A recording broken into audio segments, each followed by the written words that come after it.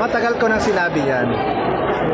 Dapat tumbukin yung mga mastermind, tumbukin yung may kasalanan, just seek the truth, inaantay po ng mga kababayan natin. Yan. Managot po ang dapat managot po yung mga corrupt. So, ako po, I am one with the Filipino people in this fight and crusade against corruption in government. Basta inaantay ng mga kababayan natin, tumbukin yung katotohanan. Kung talagang mga may kasalanan dito, dapat managot eh. Alam mo, hanggat na hindi managot o hindi makulong yung may mga kasalanan, walang katahimikan po ito. So, pakiusap ko lang sa ating mga kababayan, be vigilant at tabayanan po ang lahat. At the truth only. Seek the truth.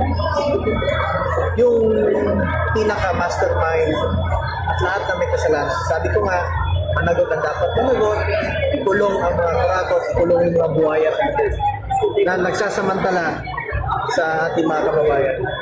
Dami po naghihirap ngayon. Sobrang dami po mga kababayan natin na naghihirap. Ang akin lang po dito, sana po makabalik na po sa normal na pamumuhay ang buhay ng ating mga kababayan. Lalo-lalo na po yung mga mahirap. Kawawa po yung mga mahirap. Kawawa yung mga mahirap. Senator, do you think the next to be arrested will be the president? What do you think? Sabi ko nga, seek the truth. Meron naman tayong husgado.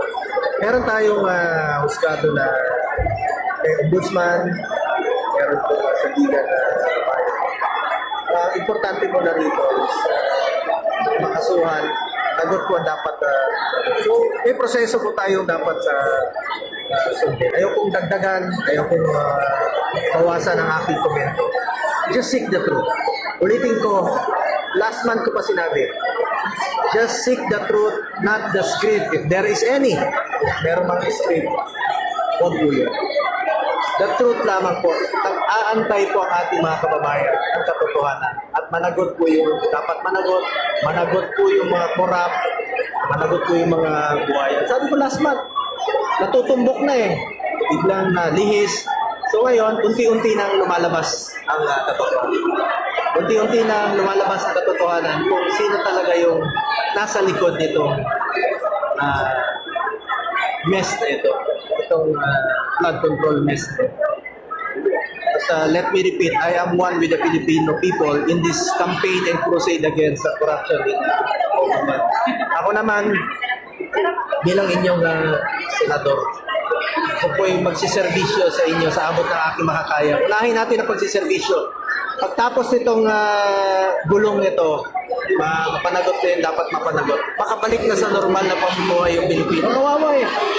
Kita nyo ang nangyayari ngayon, bagsak yung ekonomiya, yung investors' confidence ay talagang sumasadsad.